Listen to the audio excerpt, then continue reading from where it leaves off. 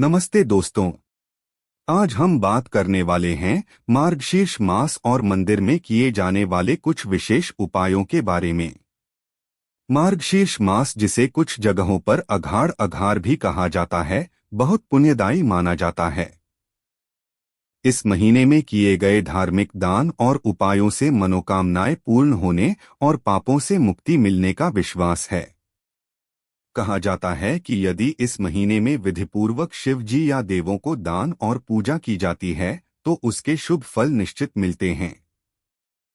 आज मैं आपको एक सरल और प्रभावी उपाय बताऊंगा जिसे आप मंदिर जाकर या घर पर भी कर सकते हैं।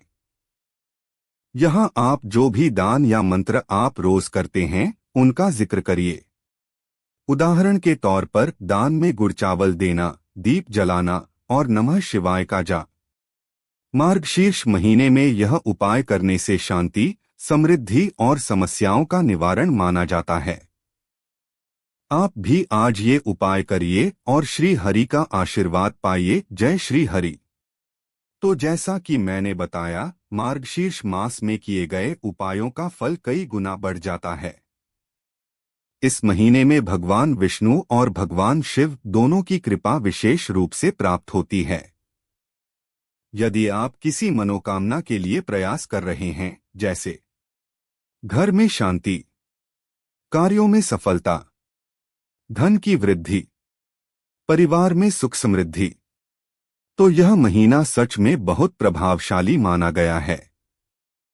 शास्त्रों में लिखा है कि मार्गशीर्ष मास में जो व्यक्ति भगवान की भक्ति, दान और जप करता है, वह जीवन में बड़ी बड़ी बाधाओं से मुक्त हो जाता है।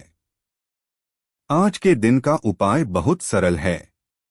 आप मंदिर जाएं, शिवलिंग पर जल, दूध या कच्चा दूध अर्पित करें। इसके बाद थोड़ा सा गुड़, थोड़ा सा चावल और इच्छानुसार दाल भगवान को अर्पित करें। ऐसा माना जाता है कि यह दान ऋण और बाधाओं को दूर करता है। उसके बाद नमः शिवाय का कम से कम 108 बार जप करें। यदि आपके पास समय हो तो भगवान विष्णु के समक्ष नमो भगवते वासुदेवाय मंत्र का भी कम से कम 21 बार जप करें। इस जप से मन को शांति और जीवन में स्थिरता प्राप्त होती है। मार्गशीर्ष मास की खास बात यह है कि इस महीने में किया गया हर शुभ कार्य, चाहे छोटा हो या बड़ा, कई गुना फल देता है। इसलिए आप सब भी आज का यह उपाय जरूर करें और भगवान शिव तथा भगवान विष्णु की कृपा प्राप्त करें। अंत में मैं यही कहूंगा, भक्ति में शक्ति। जैसा कि आपने सुना, मार्गशीर्ष का महीना देवताओं का प्रिय महीना कहा जाता है। इस महीने में सूर्य की ऊर्जा शांत होती है और चंद्रमा की ऊर्जा बढ़ती है, जिस कारण मन बड़ा स्थिर रहता है।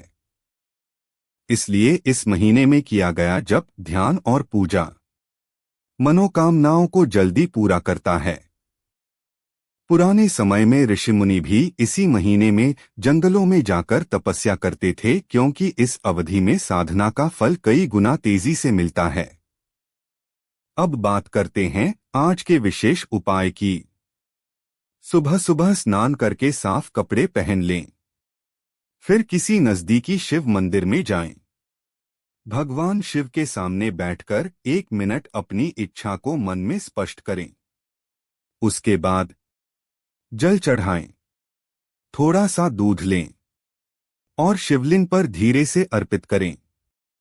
याद रखें, जल चढ़ाना मतलब अपनी समस्याओं को धो देना।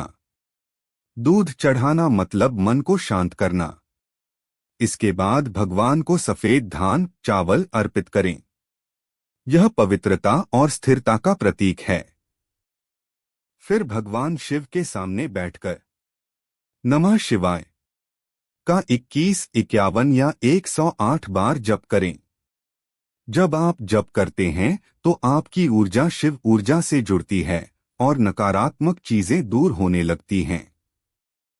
जप पूरा होने के बाद अपने घर के मुखिया या परिवार के सभी लोगों के सुख समृद्धि की कामना करें।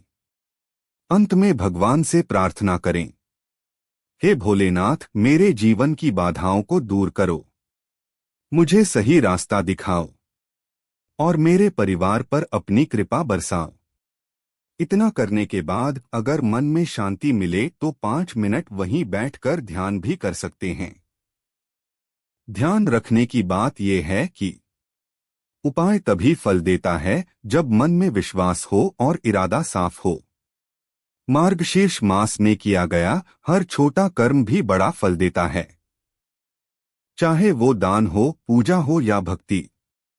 इसलिए आप सभी आज के दिन ये उपाय जरूर करें, अपने जीवन में सकारात्मकता लाएं और भगवान शिव की कृपा का अनुभव करें।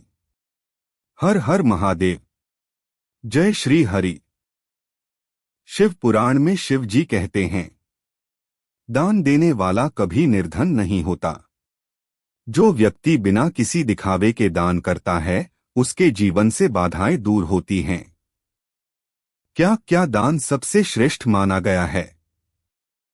अन्नदान। शिव जी कहते हैं, अन्नदान 1000 यज्ञों से बड़ा है। जलदान, प्यासे को पानी देना ही महादेव की पूजा है।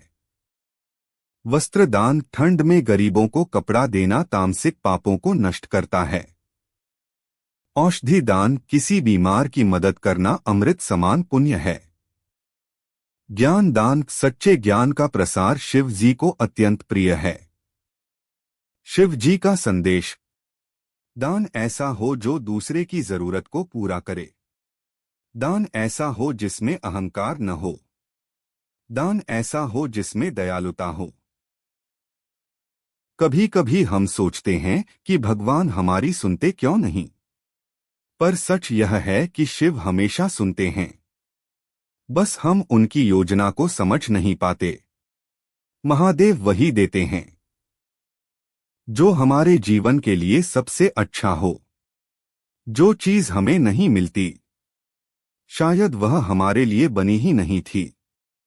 शिव की कृपा का अर्थ सिर्फ वरदान नहीं, बल्कि सही रास्ता दिखाना भी है, चाहे वह रास्ता कठिन ही क्यों न हो। इसलिए जब भी मन टूटे, याद रखना, शिव कभी किसी को खाली नहीं लौटाते। वह इंतजार करवाते हैं, पर देते वही हैं जो जीवन बदल दे।